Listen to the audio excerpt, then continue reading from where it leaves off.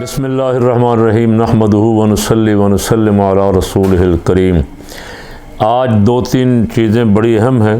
ایک تو رات جو منی بجٹ پیش کیا ہے اسحاق ڈار صاحب نے، قوم بد دعائیں دے رہی ہے کہ اللہ اسحاق ڈار کا بیڑا غرق کرے، اور اس کے ساتھ شہباز سپیڈ کا بھی، جنہوں نے عوام کو جھوٹے وعدے کر کے بڑی امیدیں دلائی تھیں، اور 14 جماعتی اتحاد اکٹھا ہو کے آیا ہی اس لیے تھا جی مہنگائی بہت زیادہ ہو گئی۔ اور بلاول بھی اسمبلی میں کھڑا ہو کے چیخیں مار مار کے، جس کو کوئی پتہ نہیں کہ چیزوں کے ریٹ کیا ہے، مہنگائی کیا ہوتی کیا نہیں، سونے کا چمچ لے کے پیدا ہوئے ہیں منہ میں۔ وہ مریم صفدر سب چیخیں مار رہے تھے آج سے کچھ ڈیڑھ سال پہلے، اب سب منہ چھپا رہے۔ اور ایک صاحب کو میں نے پریس کانفرنس کرتے ہوئے سنا، طلال چودھری، اور دوسرے تیسرے کہہ رہے ہیں ہم پاکستان کے لیے مہنگائی کی ہے، پاکستان بچانے کے لیے مہنگائی کی، مجبوری ہو گئی تھی، یہ ہو گیا تھا۔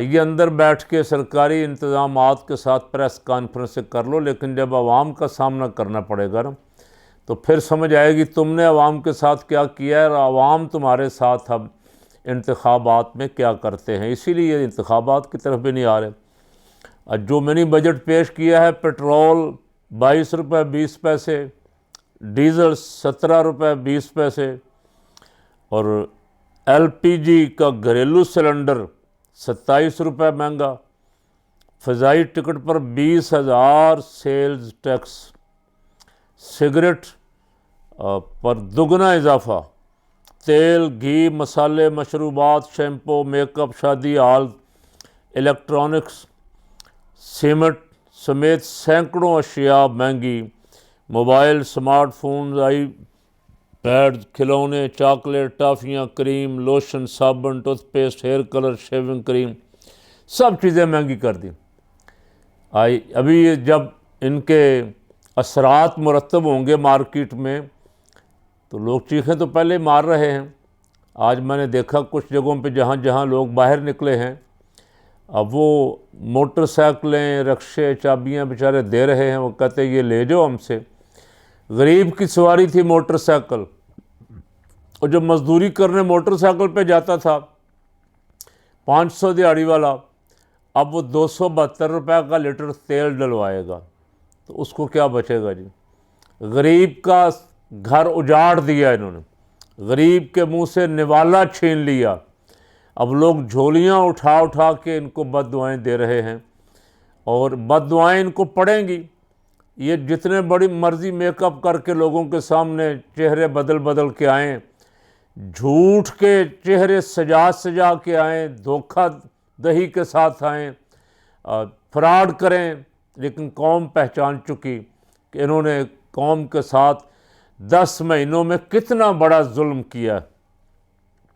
قوم کو اس وقت بیدار ہونے کی ضرورت ہے۔ میں کئی دنوں سے کہہ رہا ہوں، اگر ضمیر مر گیا تو پھر اللہ حافظ ہے، پھر موج کرنے دیں، جو کچھ کرتے ہیں وہ 300 کی بجائے 1000 روپے کا بھی لیٹر کر دیں گے۔ جب قوم نے اسی طرح بیٹھے رہنا ہے بے ضمیر ہو کے، تو پھر ان کو روکنے والا کوئی نہیں ہے۔ وہ پھر غیر کو، انگریز کو، IMF کو راضی کریں گے بس۔ انہیں قوم کی کوئی فکر نہیں ہے، ناراض ہوتے تو ہوتے رہیں، انہیں کون سی ووٹ کی ضرورت؟ وہ بغیر ووٹ کے قبضہ کر کے بیٹھے ہیں، وہ الیکشن کروانا ہی نہیں چاہتے، وہ انتخابات میں نہیں آنا چاہتے، اسی لیے تو وہ سر توڑ کوششیں کر رہے ہیں کسی طرح انتخابات سے بچ جائیں۔ آج سپریم کورٹ نے کیس طلب کر لیا ہے، غلام محمود ڈوگر صاحب کے تبادلے کے کیس میں۔ انہوں نے پوچھا کہ تبادلے کتنے کیے، اس کا ریکارڈ لاؤ، خط لاؤ، الیکشن کمیشن نے کتنے، کہا جی الیکشن کمیشن کے حکم سے کیے، یعنی الیکشن کمیشن کے حکم سے سارے DC تبدیل، DPO تبدیل، تحصیلدار سارے پنجاب میں مرضی کے تبادلے کیے ہیں۔ حالانکہ ہم نے سنا یہی ہے کہ آرڈر یہی ہے کہ تبادلے کرنے کی اجازت نہیں نگران حکومت کو۔ الیکشن شیڈول کا جب اعلان ہو جائے، الیکشن شیڈول کا اعلان نگران حکومت سے پہلے ہونا چاہیے تھا، نہیں ہوا۔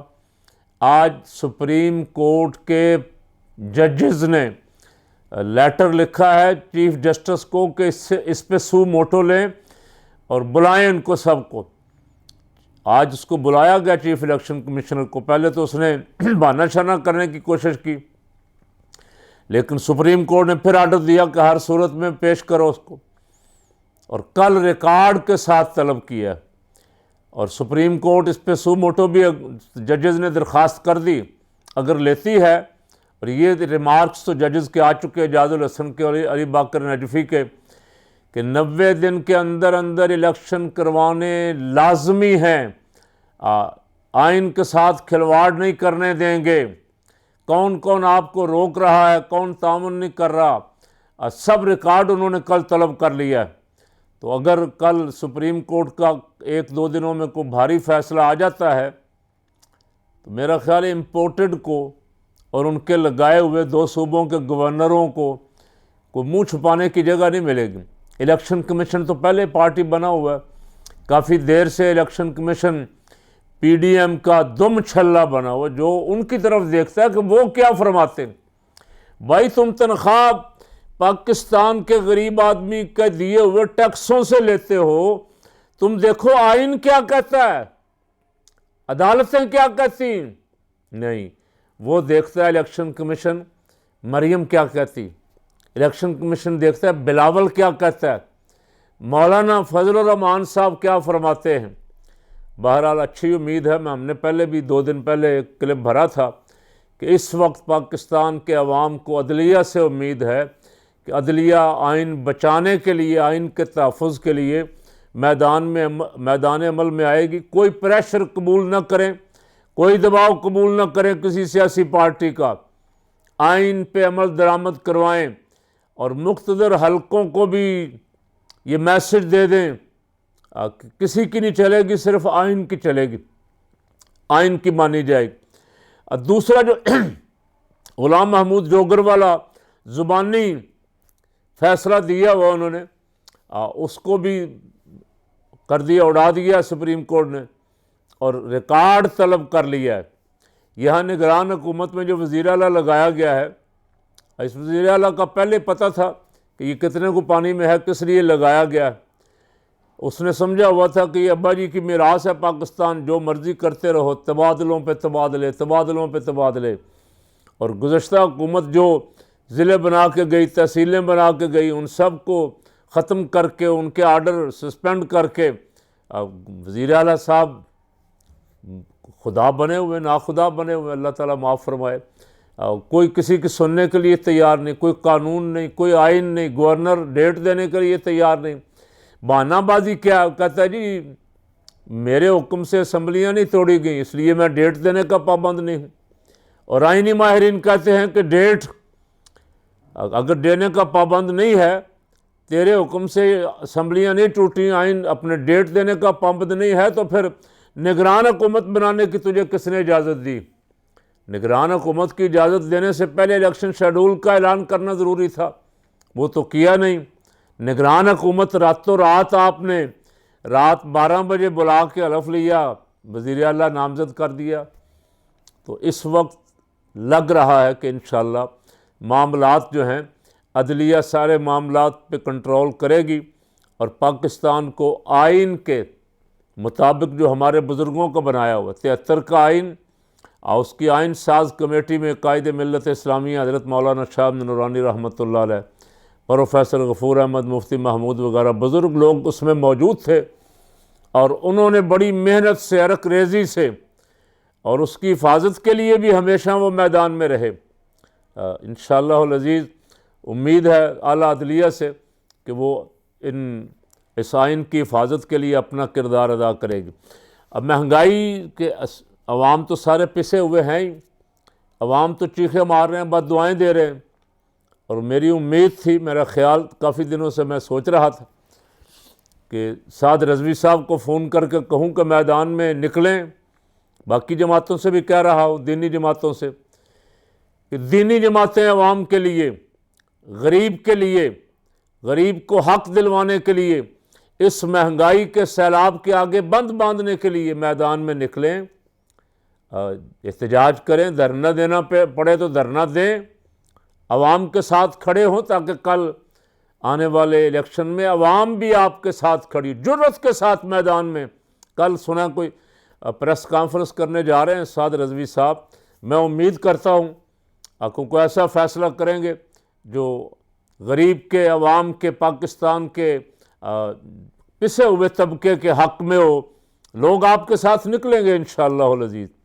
اور باقی دینی جماعتوں سے بھی کہہ رہا ہوں کہ جو بھی پہلے میدان میں نکلے سب اس کے ساتھ نکلیں، اکٹھے ہو کے نکلیں۔ اور یہ جو کھیل آئی ایم ایف کے غلام کھیل رہے ہیں پاکستان میں، پاکستان کو گروی رکھ دیا انہوں نے۔ سال پہلے یہ بڑے اچھل کے بڑکے مارتے تھے آئی ایم ایف کے خلاف، یہ کر دیں گے وہ کر دیں گے۔ اب یہ لیٹے ہوئے وہ کہتے ہیں جی ہر حال میں آئی ایم ایف کی غلامی کرنی پڑے گی، آئی ایم ایف کی غلامی کے سوا کوئی چارہ کار نہیں۔ لینا کیا ہے $1 ارب، اور اس کے بدلے دینا کیا ہے؟ عوام کی جانیں دے رہے ہیں، عوام کی بھوک ان کے سپرد کر رہے ہیں کہ ان کو بھوکا مارو، پاکستان کی سلامتی کو داؤ پہ لگا رہے ہیں، پاکستان کے وقار اور عزت کو داؤ پہ لگا رہے ہیں۔ تو اس کے لیے دینی جماعتوں کو میدان میں نکل کے آئی ایم ایف کے اس معاہدے کو جوتے کی نوک پہ رکھنا چاہیے اور کھل کے آنا چاہیے کہ ہمیں بھوکا رہنا منظور ہے، یہ غلامی منظور نہیں ہے۔ اور پہلے وہ لوگ جنہوں نے ملک کو اس حد تک پہنچایا ہے، اس سطح تک، وہ قوم کو جواب تو دینا۔ وہ حکومت چھوڑنے کے لیے تیار نہیں ہیں، اقتدار چھوڑنے کے لیے تیار نہیں ہے، قوم کا بیڑا غرق کرنے کے لیے تیار ہیں کہ جو ہو سکتا ہے قوم کے ساتھ ظلم اور زیادتی کرو، کوئی پوچھنے والا نہیں ہے ان کو۔ اللہ تعالیٰ اس ملک کی حفاظت فرمائے۔ مجھے بھی، آپ کو بھی، ہم سب کو اپنا اپنا کردار ادا کرنا ہوگا۔